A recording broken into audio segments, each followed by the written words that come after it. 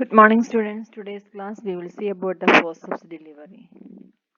Forceps delivery is the means of extracting the fetus with the aid of obstetric forceps when it is inadequate or impossible for the mother to complete the delivery by her own effort. Forceps can also be used to assist the delivery or of after coming head of the breech and on occasions to withdraw head up and out of the pelvis at a cesarean section. Obstetric forceps consists of two separate blades, each with a handle. Each blade marked L, that means right, or R means right. L means left and R means right. They are inserted separatively either side of the fetal head and locked together by means of English or Smelly lock. The blades are spoon-shaped to accommodate the baby's head, but fenestrated to minimize trauma and for lightness. The spoon shape of the blades are called the cephalic curve. The most modern obstetric forces the blade is attached to handle at an angle which corresponds to the pelvic curve. When the blades are correctly placed on fetal head, the handles will be neatly aligned. There are two wide variety of forces, that is non-rotational and rotational. Among the non-rotational, some examples include Wrigley's forceps, that is short stubby handle forceps used for variety of low forceps deliveries for the aftercoming head of a breech delivery or at a cesarean section. Simpson forceps, standard or low cavity forceps. Then Neville, Burns, Haig, Ferguson, Mim, Murray, and Anderson force. Were all originally designed for high and mid cavity forceps deliveries and having axis traction handle attachment to allow downward traction of a high head into the pelvis. These attachments are rarely, if ever, used, and the forceps are all for low cavity deliveries. Rotational forceps, one design is common in use are Killen forceps for use when the head is in occipital lateral or occipital posterior position. Since the blades are applied to the head, which is then rotated to an occipital anterior position, they have no pelvic curve because this could cause trauma to the birth canal. In malposition, there may also be astigmatism, and the sliding lock allows this to be corrected. When the Killen forceps are applied, there is a gap between the handles. There is a danger that if they are squeezed together, the pressure can be applied to the fetal head. Some operators like to rotate the head with the Killen forceps and deliver with non-rotational forceps. Prerequisites for a forceps delivery. There are certain conditions which must exist before forceps delivery can be performed. That means that all include full dilatation of cervix, ruptured membranes, positive identification of presentation of position, no appreciable cephalopelvic disproportion, and definitive engagement of the head. Preparation of the woman. When analgesia has been instituted and the obstetrician is ready to proceed, the woman's legs are placed in lithotomy position. Both legs must be positioned simultaneously to avoid strain on the woman's lower back and hips. This is undignified and uncomfortable position, especially for a tired woman with a badly gravid uterus who is in advanced labor. The woman's legs should not be placed in the stirrups for a longer than necessary, and the vulval area should be remain covered whenever possible. The minimum number of stabs should be present and interruptions should be discouraged. She should be tilted towards the left and an angle of 15 degrees to prevent aorta caval occlusion.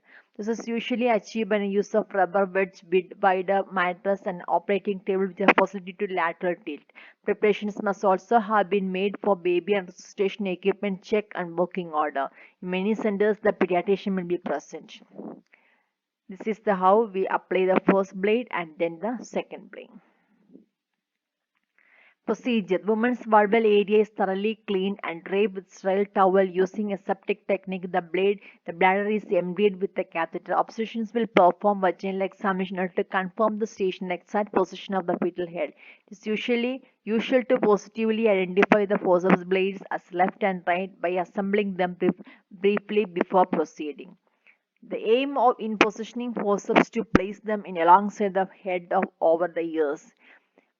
Mayscope describes as the being along the imaginary line running from the point of chin to the point of stachys just near the posterior frenella.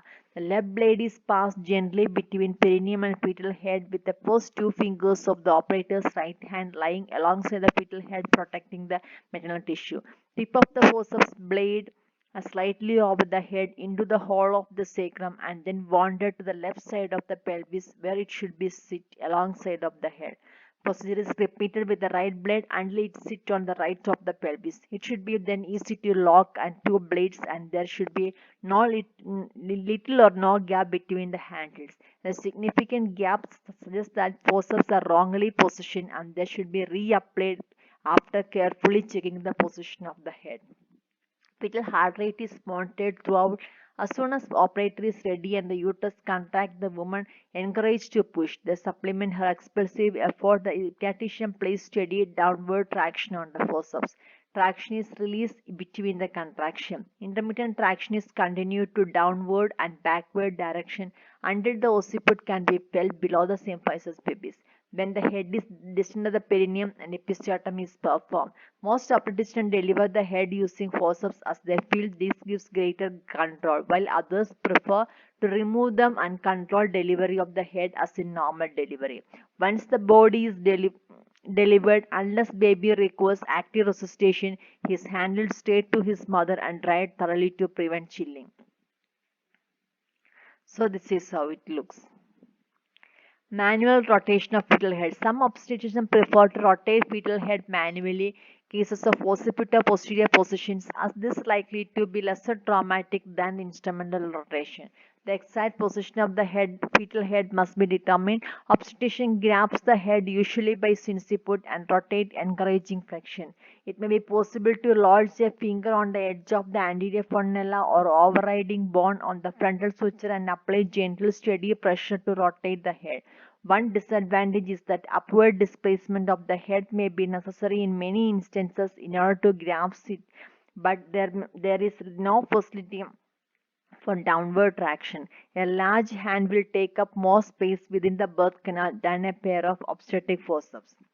Indications for forceps delivery include fetal distress in second stage of labor, delay in the second stage of labor, malpositions like occipital, lateral, occipital, posterior position, maternal exhaustion or distress, breech presentation. Forceps are used to deliver the aftercoming head in a controlled fashion. Complication, failure, undue force there should not be used if the head does not advance with steady traction. The attempt is abandoned and the baby is delivered by cesarean section. For the infant bruising, severe bruising will cause marked jaundice with the prolonged. Forceps marks are almost always present on the face. Parents may be reassured that although this will become more florid in the first few hours of life, they will be then fade uneventfully more in some months. Cephal hematoma, cerebral irritability, a traumatic forceps delivery may cause cerebral edema or hemorrhage. Tentorial tear. This may result from compression of fetal head by forceps. The compression causes elongation of the head and consequent tearing of the tentorial membrane. Facial palsy. Occasionally, facial nerve may be damaged since it is situated near the mastoid process where it has little protection. For the mother, bruising and trauma to the urethra. This is caused dysuria and occasionally hematuria for a period of urinary retention or incontinence. Vaginal and perineal trauma. The vaginal wall may be torn during forceps delivery and the vagina must be inspected carefully using a good light prior to perineal repair. The episiotomy may extend or may accompany by further perineal tear and this must be repaired with care. As with the damaged perineum, there may be bruising, edema, or occasionally hematoma formation. The act of delivery is reasonable option to obstetrician to reduce the rising cesarean section rate. However, extreme caution and judicial use of the instrument is required in expert hands to prevent the risk for the mother and the fetus. Training programs should be conducted to impart knowledge about its indications, technique, use and quality control. Thank you for listening.